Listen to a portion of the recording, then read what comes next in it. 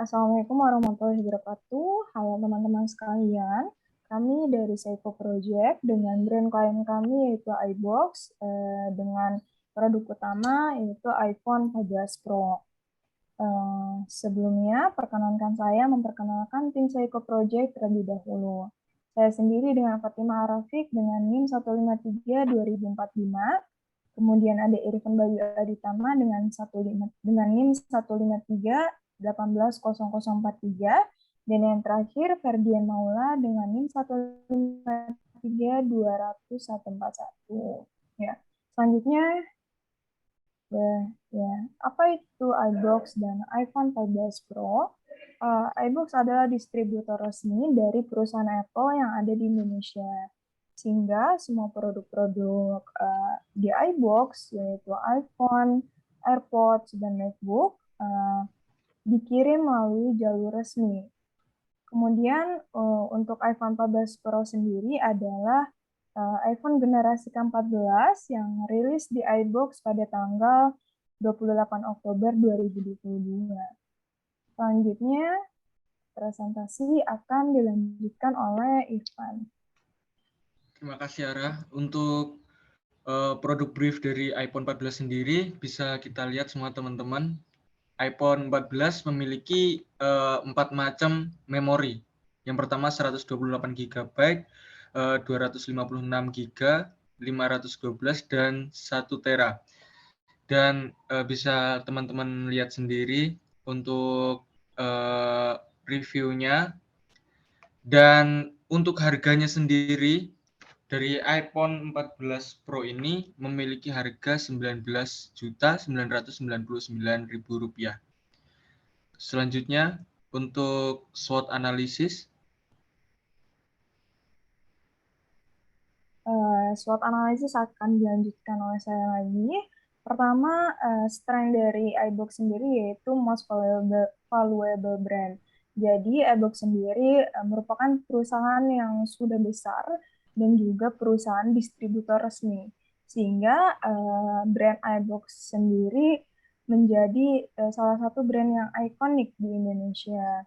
Kemudian kelebihannya lagi, karena ini distributor resmi, jadi mereka memiliki garansi resmi.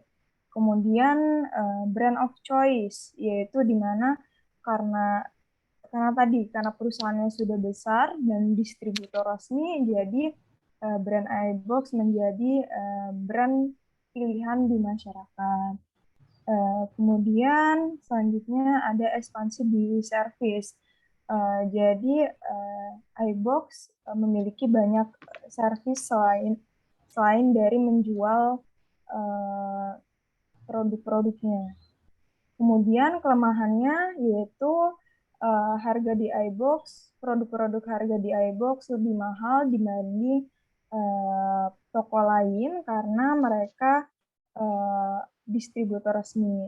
Kemudian limited advertisement dan promosi. Jadi brand iBox jarang melakukan advertisement dan promosi di akun mereka. Kemudian untuk brand iPhone-nya sendiri kekurangannya yaitu incompatible dengan other software. Jadi kalau misalnya kalau di Android kita bisa kompatibel dengan software-software lain, sedangkan kalau di iPhone lumayan terbatas. Kemudian opportunities-nya yaitu konsisten customer growth. Jadi iBox sendiri atau pengguna iPhone sendiri memiliki konsisten customer. Kemudian kualitas profesional. Jadi produk iPhone sudah terkualifikasi oleh profesional karena teknologinya maju dan produknya juga bagus. Kemudian untuk rate-nya, karena di iBox dia distributor resmi, harganya lebih mahal, jadi banyak toko-toko lain yang akhirnya menjual iPhone palsu, yang mana ini bisa menjadi ancaman bagi iBox. Kemudian bertumbuhnya kompetisi dari low market. Jadi karena harga produknya mahal, orang jadi mikir 2 kali untuk milih iPhone. Karena kalau mereka beli Android dengan harga yang sama, mereka bisa dapat, apa ya, istilahnya kayak, eee, fit eee, dengan harga yang sama tapi, eee, fit eee, spesifikasi yang lebih banyak gitu. Kemudian selanjutnya, boleh di next slide, tes analisis akan dilanjutkan oleh Ferdi. Oke sih, Nuara, jadi untuk tes analisis yang bisa dijelaskan, untuk bagian untuk kebijakan politik, fokusnya pada regulasi pemerintah. Nah, jadi pertama itu kebijakan TKDN ini lebih ke apa ya, lebih ke fokusnya produk yang dipasarkan di Indonesia itu apa ya, biasanya mewajibkan brand tiap kan tiap brand eh ya terutama itu biasanya Android. Nah, kalau brand Android itu harus ngikutin aturan dari pemerintah, yaitu memiliki manufaktur atau pabrik untuk merakit sebuah produk handphone yang kebanyakan yang saya sebutkan tadi, kebanyakan brand Android itu hanya lebih cari aman ya. Sedangkan untuk Apple sendiri dia Apple tidak membangun pabrik di Indonesia, tetapi Apple ini fokusnya lebih ke pengembangan developer aplikasi iOS. Terus terus menyerap terus apa ya, maksudnya mengembangkan developer yang berasal dari Indonesia atau lokal dengan adanya Apple Developer Academy. Terus juga ada Apple Innovation Center sebagai pusat inovasi. Kemudian untuk kebijakan pajak PPN pada produk iPhone juga termasuk impor juga dikenakan untuk produk luar negeri. Kemudian dari aturan 2 tahun lalu yang sudah direncanakan oleh Kominfo.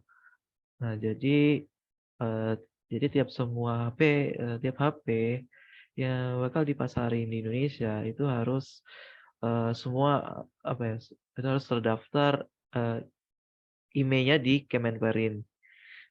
Kita bisa lihat ngecek apakah HP yang kita miliki itu maksudnya apakah HP itu tersebut terdaftar IMEI atau tidak.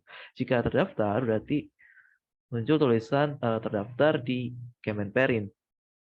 Tujuannya adalah untuk memberantas ponsel ilegal atau ponsel black market yang biasanya dijumpai di toko-toko ponsel ya kurang lebih seperti itu. Untuk ekonomi, nah orang Indonesia itu kan apa ya, atas kan gengsi gitu kan. Tapi yang di Indonesia itu tetap pada membeli iPhone 14 seri 14 Pro meskipun di tengah ancaman resesi global yang akan mendatang di tahun 2023. Kemudian Apple tetap menjual iPhone 14 series termasuk seri 14 Pro. Namun Apple sendiri mengurangi jumlah produksi dikarenakan mengalami penurunan penjualan produk Apple itu sendiri. Next lagi. Untuk bagian sosial, tren yang paling sering muncul di media sosial adalah TikTok. Ya, jadi sepertinya kurang lebih ya orang-orang itu pada pamer gitu, pamerkan kalau iPhone itu mewah gitu kan. Jadi terus orang pada iri kalau iPhone ini ya HP yang paling termahal gitu. dan adalah terbentuk oleh stereotip tersebut. Kemudian juga konsumen mengutamakan gaya dan tampilan. Dan bagian teknologi itu apa ya? iPhone 14 Pro menggunakan iOS terbaru versi iOS 16. Terus ada optimalisasi hardware dan software. Selain itu juga menggunakan chipset terbaru dari A16 Bionic dengan fabrikasi 5 nanometer serta sensor kamera yang jauh lebih baik dari sebelumnya. Kamera iPhone 14 Pro dengan resolusi tinggi 48 megapiksel, terus ada fitur RAW serta action mode buat ngurangin guncangan sedikit pada saat merekam video. Ada juga fitur Dynamic Island di iPhone 14 Pro. Terus fitur deteksi tabrakan ini cukup berguna ketika pengguna sedang berkendara, kemudian tiba-tiba jatuh atau apa ya, tiba-tiba pengendara itu langsung jatuh akhirnya iPhone itu bakal deteksi guncangan tersebut. Kemudian yang terakhir itu ada konektivitas via satelit untuk keadaan darurat.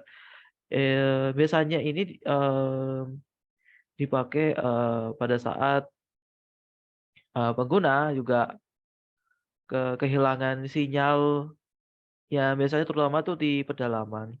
Tetapi untuk kedua fitur tadi crash detection dan via satellite mode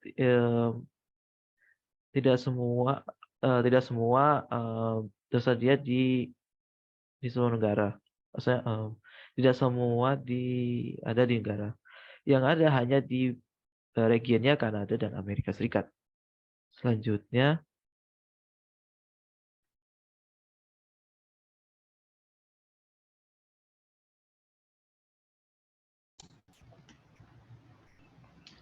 Oke, selanjutnya yakni kompetitor dari produk iPhone 14 Pro.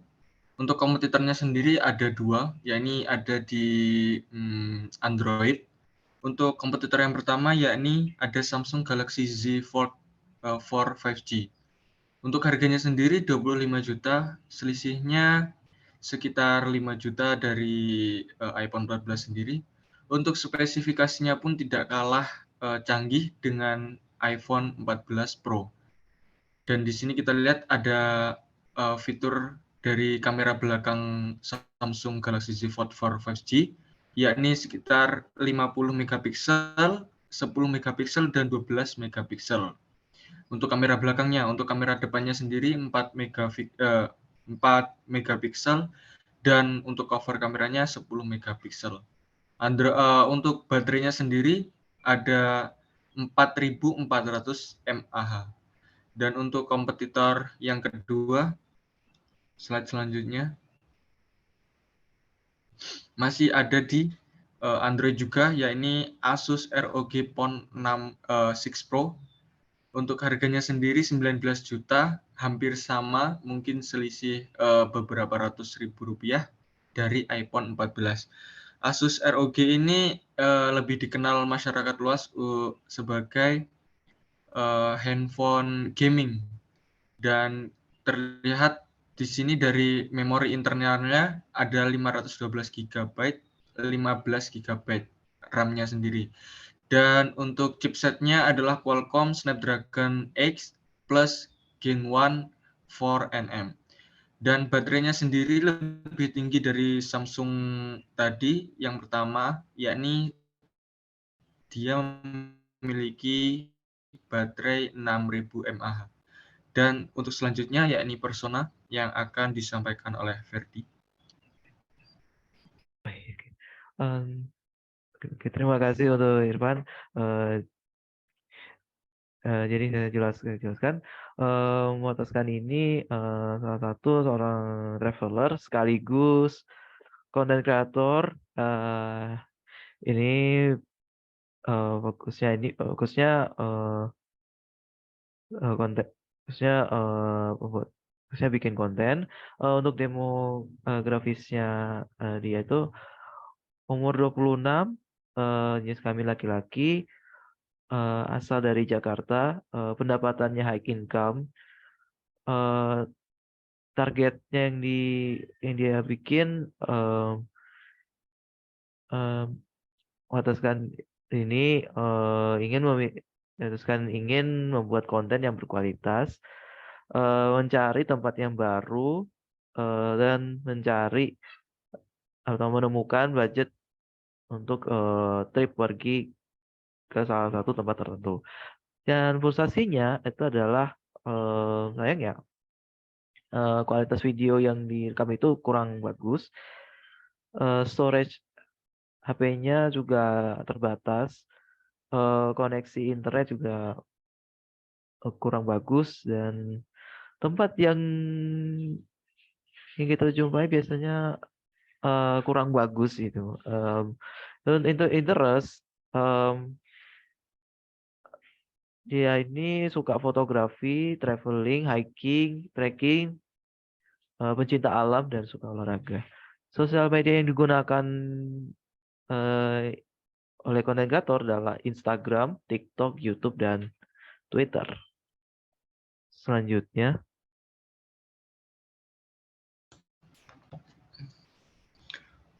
Untuk selanjutnya research media consumption, dan ini ada kaitan dengan strategi marketing dari iBook sendiri atau strategi promosinya lah ya.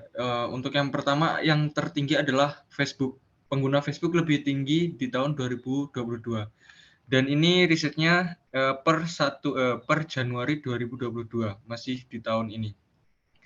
Dan iBook sendiri nantinya akan melakukan promosi di berbagai media sosial, dan yang kita ambil yakni ada di YouTube, dan YouTube ada di posisi kedua media konsumsi masyarakat sendiri. Dan selain YouTube, kita juga akan promosi di Instagram melalui Instagram Ads, dan Instagram sendiri memiliki posisi di nomor 4. Dan untuk slide selanjutnya adalah, nah ini adalah beberapa data dari tahun ke tahun pengguna iPhone. Bisa kita lihat bersama dari tahun 2008 hingga 2022 terus memiliki kenaikan. Dan untuk selanjutnya ya ini objektif yang akan disampaikan oleh Ara.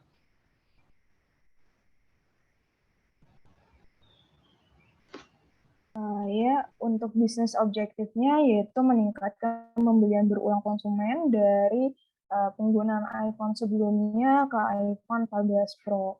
Kemudian untuk sosial media goal-nya yaitu consumer, kita menargetkan yaitu seberapa tinggi customer memikirkan dan memiliki perasaan pada brand iBox ini. Kemudian matriksnya dari testimoni dan sentimen media sosial. Selanjutnya, ya untuk PESO research-nya, iBook sendiri lebih banyak mendistribusikan kontennya di media mereka sendiri, yaitu sosial media, ada Instagram, Twitter, Facebook, kemudian website, dan juga customer stories. Kemudian untuk paid media-nya, mereka menggunakan influencer marketing, terus experiential marketing. Kemudian untuk earn-nya, mereka memiliki influencer relation dan promosi mulut ke mulut. Kemudian mereka juga sering membagikan loyalitas dan consumer experience. Selanjutnya,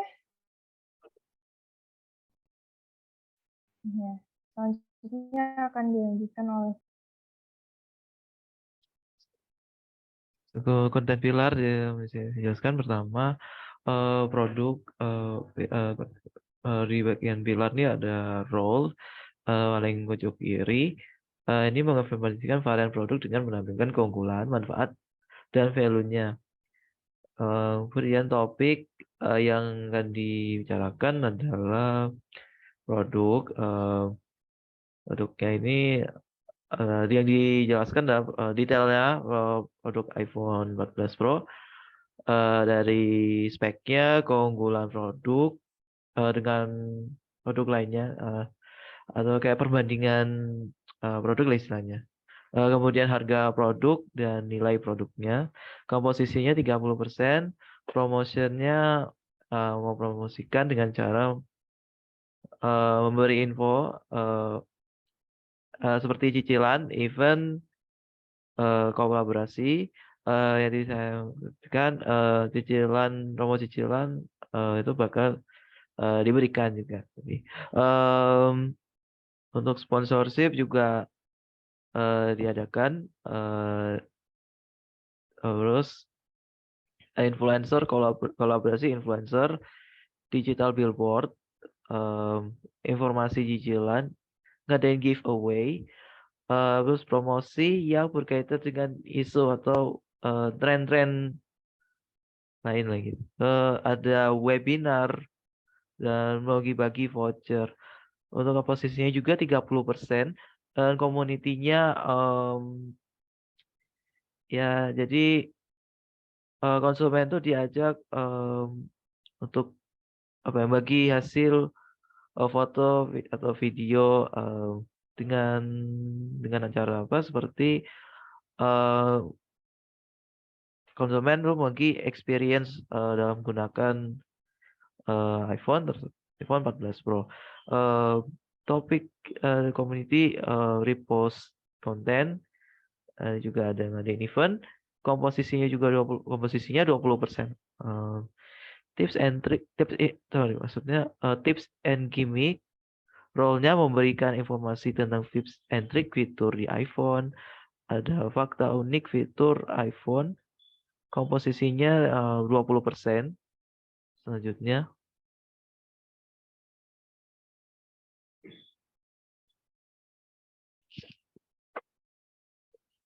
Oh ya, untuk konten plan-nya sendiri, untuk konten plan kami membagi dua bagian, yaitu 1 bulan sebelum rilis dan 1 bulan setelah rilis di iBox.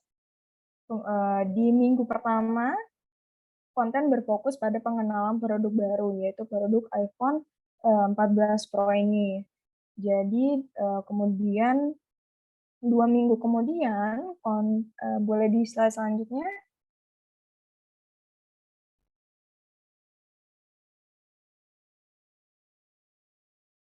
Ya, kemudian 2 minggu kemudian konten berfokus pada cara pembayaran dan promosi berupa potongan harga spesial, voucher,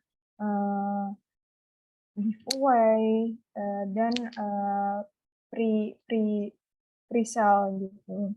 Kemudian 1 bulan setelah rilis, konten berfokus pada promosi untuk meningkatkan penjualan, yaitu kayak adanya webinar untuk experience, bukan webinar, event, yaitu experience day, kayak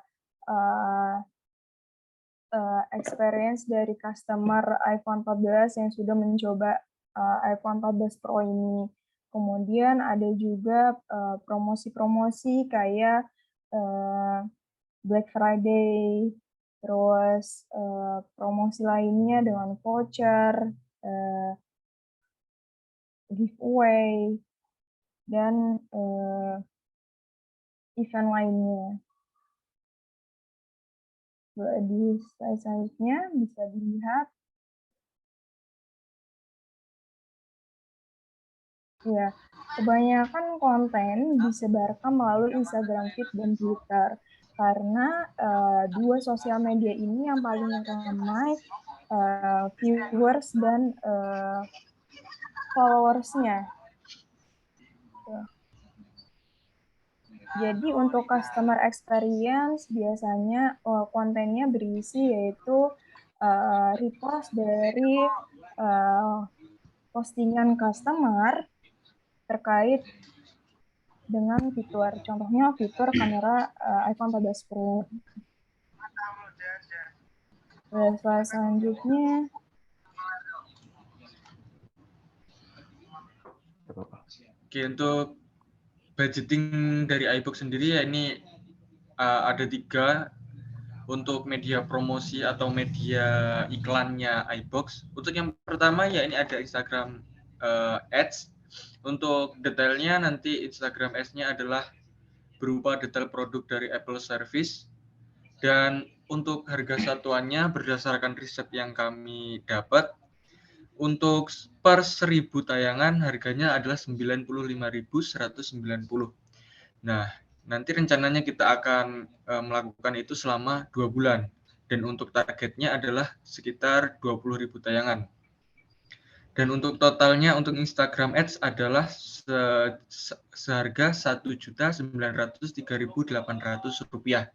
Untuk yang kedua ya ini ada kami akan berkolaborasi dengan influencer.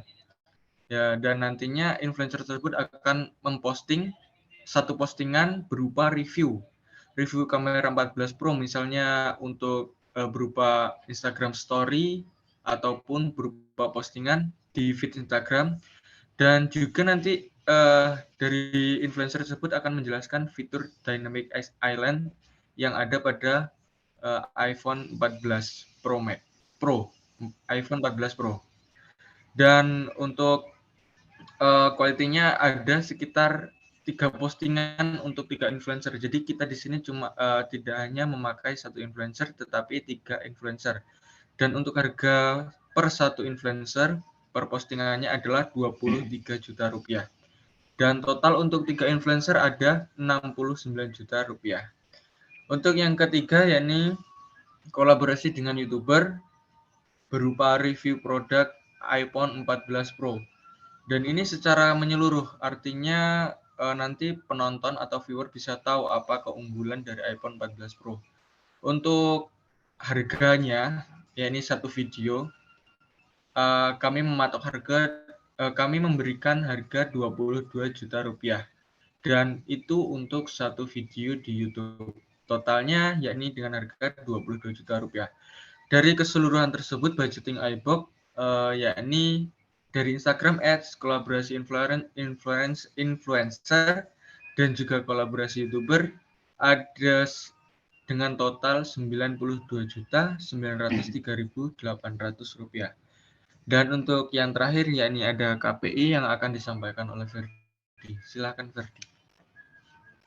Oke, untuk KPI kami jelaskan. Untuk akun di Instagram, reach yang kami targetkan itu paling tinggi itu 147.185 views. Untuk impressions 55.380 views dan brand mention 21 akun. Seperti itu yang saya jelaskan. Oke, terima kasih Ferdi dan terima kasih Ara. Sebelumnya mohon maaf ya teman-teman yang menonton video ini karena moderator kita yakni Ara mengalami gangguan berupa gangguan WiFi atau sinyal karena posisi lagi hujan. Dan terima kasih kami ucapkan kepada teman-teman yang sudah melihat dan terima kasih Mbak Ayu atas bimbingannya selama ini. Selama 1 semester, juga saya ucapkan terima kasih kepada Ferdi dan juga Ara karena telah menyelesaikan proyek ini. Sekian dari kami, kurang lebihnya kami mohon maaf. Kami akhiri, wassalamualaikum warahmatullahi wabarakatuh.